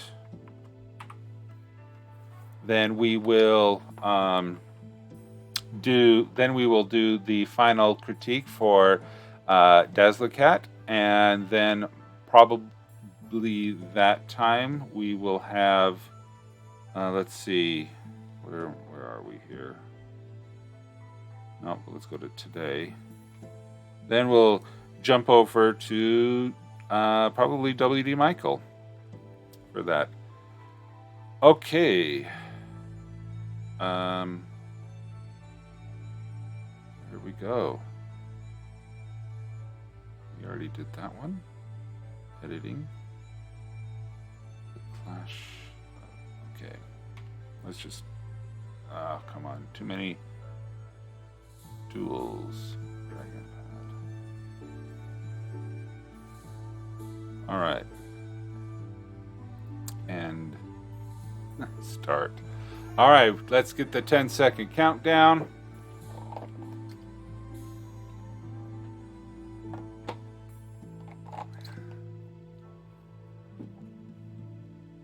And go.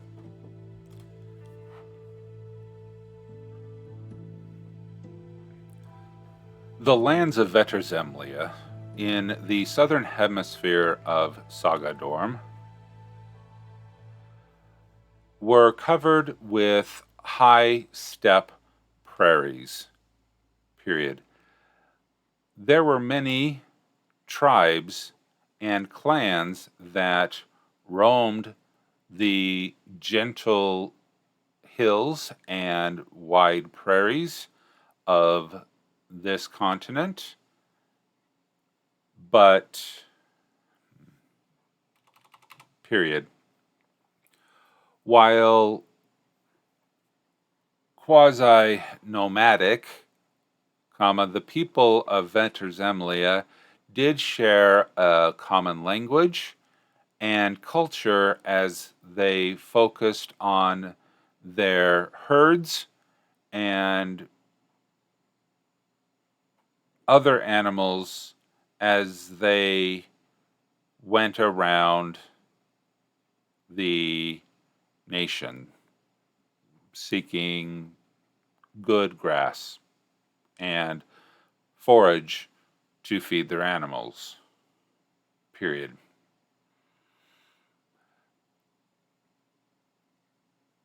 Due to the nature of the wandering clans, the concept of ownership of land was a foreign concept. Period. The different clans would come and go in whatever pattern they wished to follow, so that they could find the best grounds.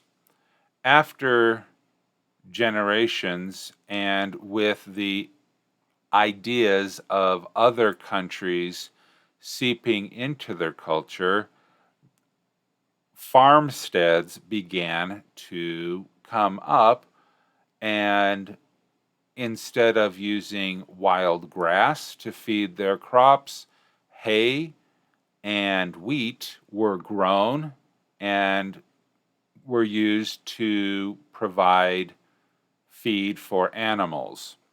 Period.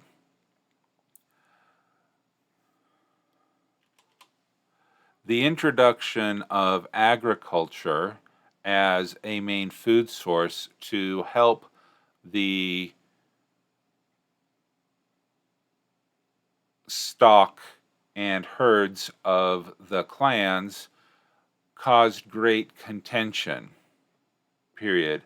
Many of the favorite areas of the Vetterzemlian hillsides and prairies were now being fenced off and converted into farmland.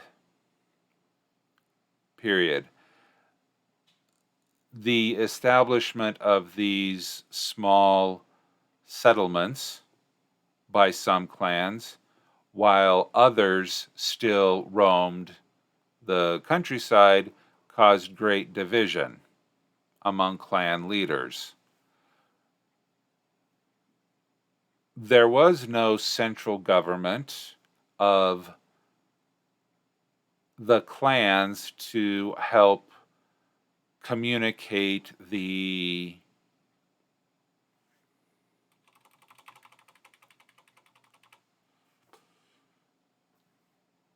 diffuse the tensions that began building. Period. The more settled clans fiercely guarded their homes and farms and herds against the more nomadic clans that still continued to go throughout the countryside, some resorting to banditry or thievery in an attempt to preserve their way of life. Hey, Dinosaur Bob, welcome. Period. Many of the home-based farming clans wished to end the clashes by bringing all of the leadership together to find a way to solve the problem of the now frequent clashes. Period. A great council was convened together to work out the problems. Period. The result of the clashes came in the form of a committee of chiefs. Period. The head amongst these committees became the first Tsar of Vetterzemlia. Period. This Tsar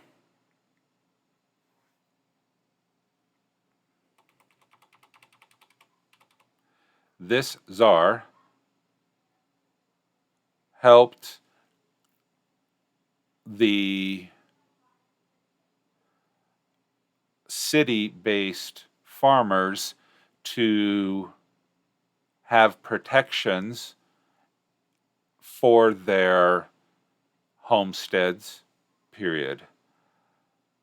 This Tsar also helped the more nomadic clans to establish common herding areas and also practices on trading in marketplaces. Period. This allowed for the nomadics to have more consistent markets or places to sell their goods that they crafted along the way. Period. This also gave the farmers fresh customers that would consume the goods they produced as well. Period.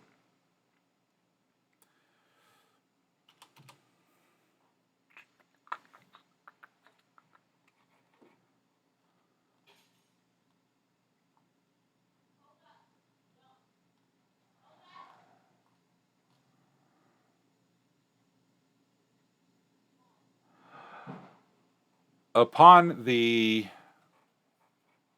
completion of the new centralized government of Veterzemlia, members of the Fairy Council ambassadors came to Veterzemlia and requested an audience to be able to establish relationships with the larger international community. Period. The Tsar welcomed them and especially appreciated the magics that they could then bring to aid the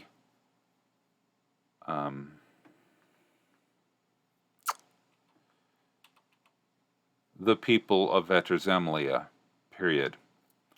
In exchange, many of the nomadic clans volunteered to become the rangers of the Fairy Council, who would go out and hunt the blessed animals to collect the crystal cores desired by the Fairy Council, period.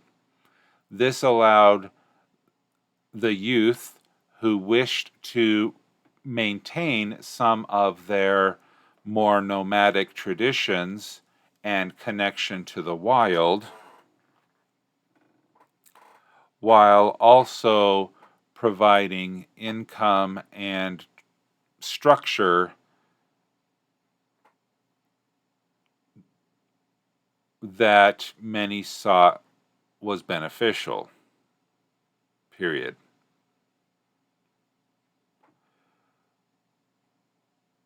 Because of this, many of the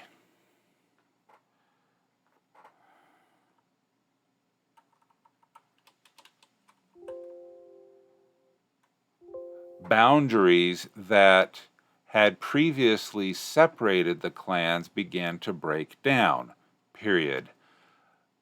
After a couple of generations, the pride of the people saw themselves first as Veterzemlians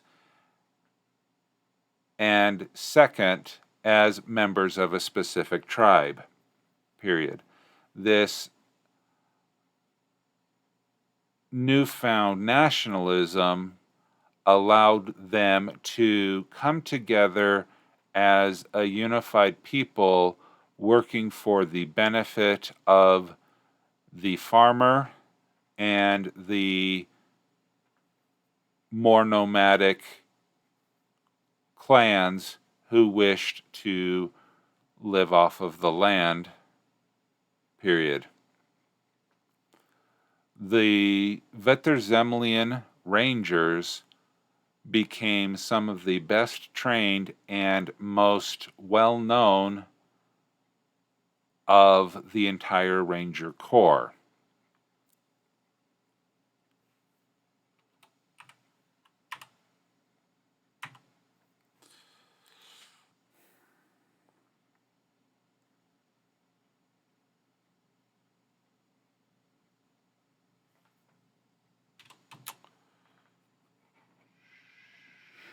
Let's see. Repercussions. Legacy, history, literature, technology, battlefield,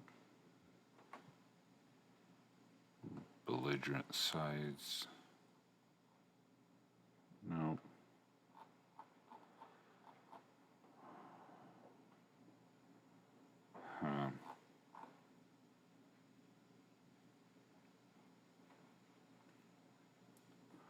Why did the music stop?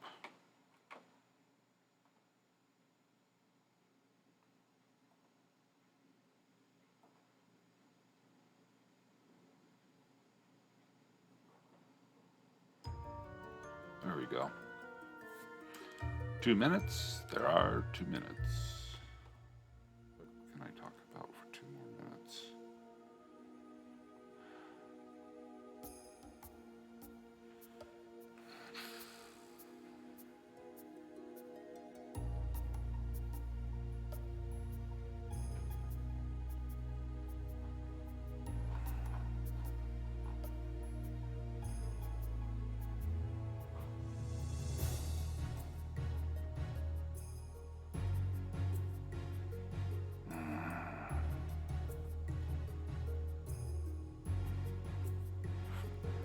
Finish your goat article. I'm heading to bed. 11 p.m. here. Have a good night. Thanks for coming by, Moonflower. Appreciate that. And congratulations on finishing your goat article. I think I'm going to call this article done, but we still have one more minute to get some last words in there. Please keep writing if you can.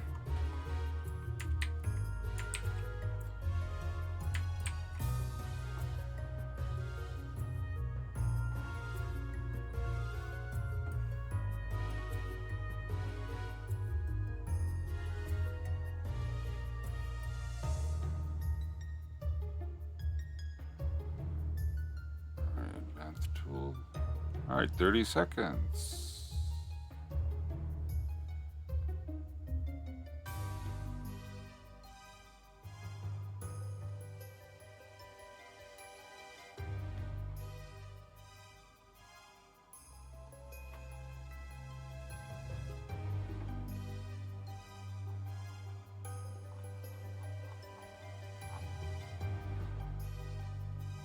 Four, three, 2, 1.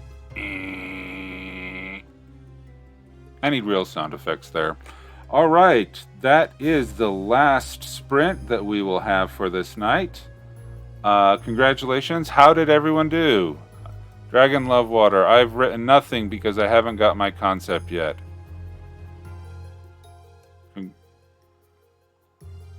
So where does it say? Where's the world dashboard?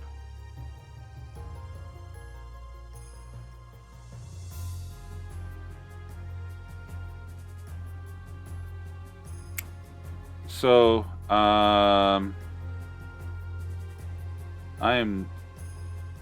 I thought enter articles and categories. Where's that? Nope, I don't know where it is. So, not to pat my own shoulder very much, but there's a whole lot of blue on that page. So, I'm done. That is my diamond right there. It's done. It's not pretty, but it is done. So, yay. So let's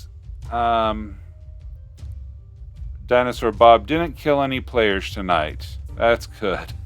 Dazzlecat, 281 words. Very good. Very good.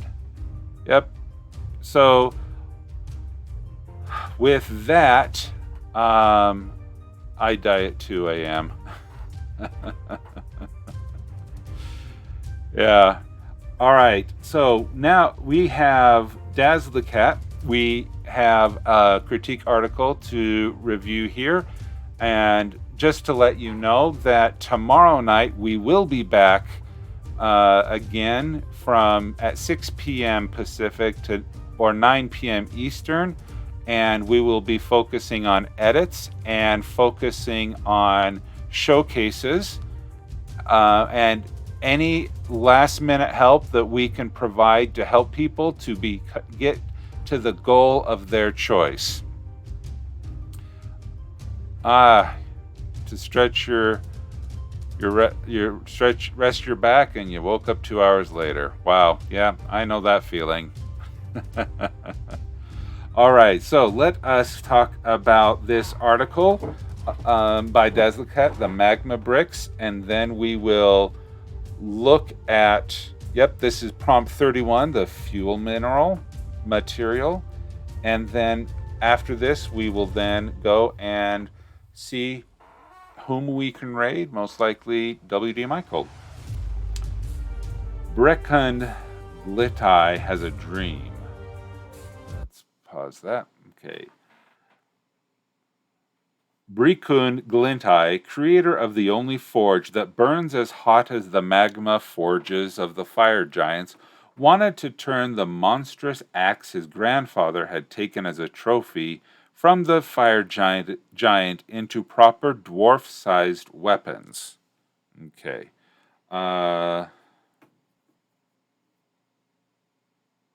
I would just say he is, this part here, he is the creator of the only forge, period. Then he wanted, just to not to have such a long sentence.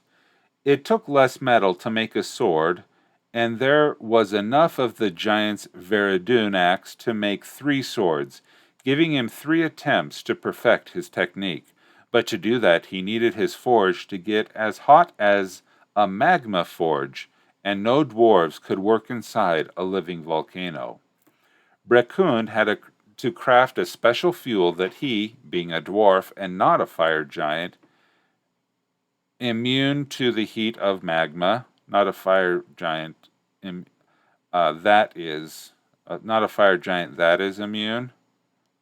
Do you see my cursor there? Not really. Okay. Could safely handle yet burn hot.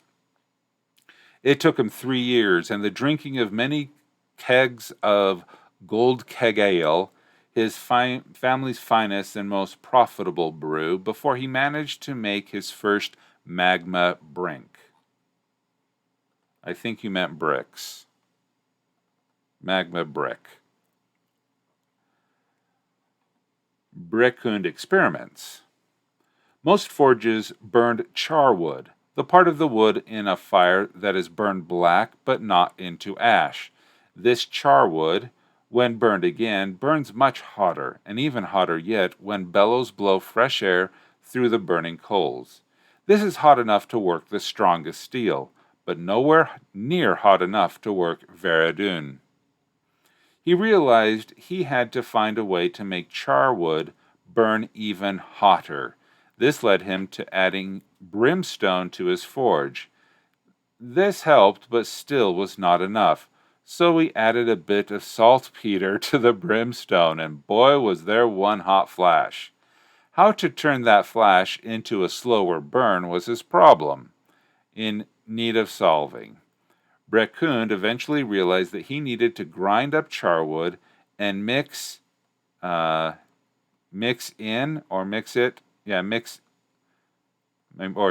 some saltpeter and brimstone into it. Finally, the bricks. This new black sand-like powder burned very hot when tossed into a flame. Unfortunately, the powder burned itself up too fast to sustain the very high heat he wanted in his forge. After much thought and downing another keg of gold keg ale, he had a solution. Soak the powder in water and press it into bricks. Once the bricks completely dried, they would burn as hot as before. The bricks took longer to burn, providing the consistently higher temperature he needed. This called for celebration.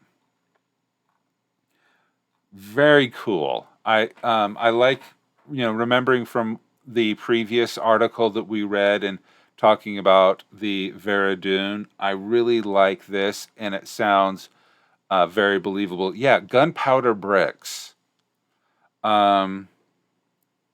Yeah. Slow burn gunpowder. Yeah. That I think that's cool. Now, I'm not as familiar with gunpowder or... Oh, so slow burn gunpowder is a real thing. And it's literally... Okay, when you say brimstone... Okay, saltpeter I know is a real chemical. I'm not sure what it is, but is brimstone a real thing? And more ale, I presume. That would be hilarious. What if in... Okay, your choice. Totally your choice. But what if, when he was thinking about it, brimstone is sulfur. Oh, okay. But what if, when he was thinking about it, he fell over drunk, tipped over his ale into the powder, and then when he woke up, it had hardened into a lump, and then he burned that lump. So instead of water, he used ale. And so I mean, the best scientific advances are discovered by accident. And because you mentioned many times how he drinks ale to think about it, if he accidentally got so sloppy drunk that he spilt his ale into a bucket of this, yeah, ale instead of water. And that would be because that would provide alcohol, that would provide depending on a binder, depending on the ingredients in there, and then the alcohol would evaporate and you would still have a brick after it dried. And that would, and see that would be his secret ingredient so that no one, what a waste of ale, but how more dwarf can you get? Yeah. But see, this secret ingredient of the gold keg ale, he could experiment with different ales to see which one worked better. But see, this would prevent other people from being able to replicate his magma bricks because they wouldn't know the quote unquote secret ingredient to actually form the bricks. And then he would be able to have that secret with him that no one else would have. It would just be another double secret. But the slow burn powder was part of the rejected attempts at making proper gunpowder. Okay. I hope if you like that, great. If you don't like it, no harm, no foul. But I just think of how funny it would be for a dwarf to actually accidentally discover it, kind of like penicillin from bread mold, or a lot of stuff. And he could experiment with the different ales because he didn't want to waste his gold keg. So yeah. He says, "No, not my gold keg. Why do I have to use my gold keg?" Well, yeah, DM Stretch, that is a good point. He could then switch to ale, switch to water. In Harmony, thank you so much for coming by. Oh, and thank you so much for the follow. I do appreciate that. Yes, and congrats. Thank you for the congrats on finishing, and congrats to everyone else who's working on their prompt. Yes, very much so.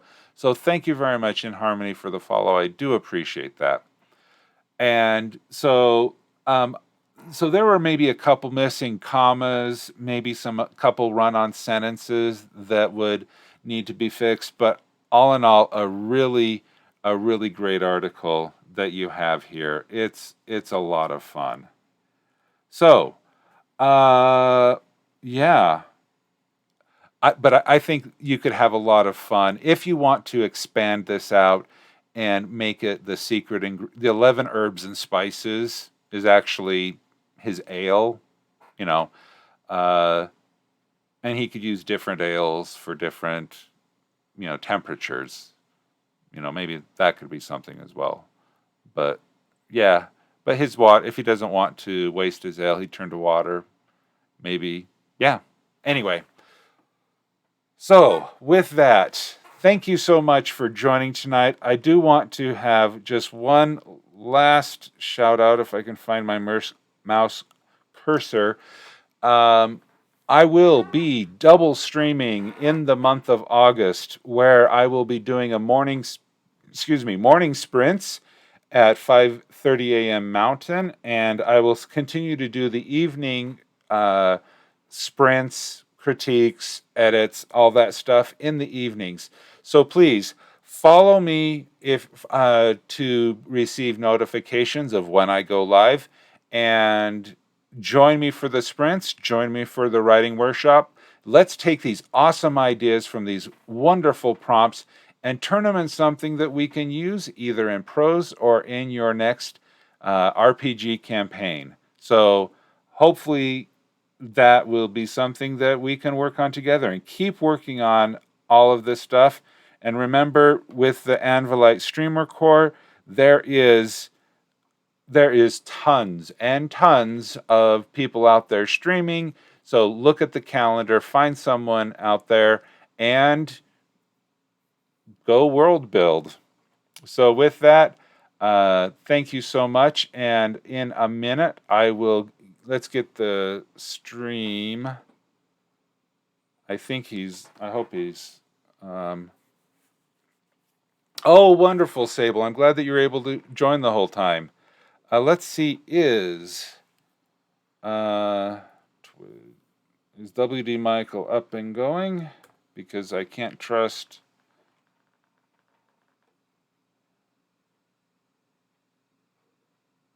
Yep, he's up. So let me just slash. Nope. Oh, slash raid. WDMICHAEL. Oh my goodness. Here's a description of somebody who's eaten penguin meat. According to explorer Frederick Cook, oh, come on. they taste like a piece of beef, odoriferous codfish, and a canvas-backed duck roasted together in a pot with blood Hopefully and cod liver hear oil that. for sauce. What? Is starting up. Okay, there we go. We got the raid going on. And again, thank you so much for stopping by. Have a great night, and look forward to seeing you tomorrow. Good night, everybody. A little bit like extra on the fatty side. You know what I mean? They're not a lean bird. Definitely not. Yeah, I think they're gonna provide enough fat to. I mean, the fish taste makes sense because. Welcome, friend. That's all they eat, right? Friend. Hey. Near the sea and ocean all the time. Welcome, friend. Hey. Oh, I'm echoing.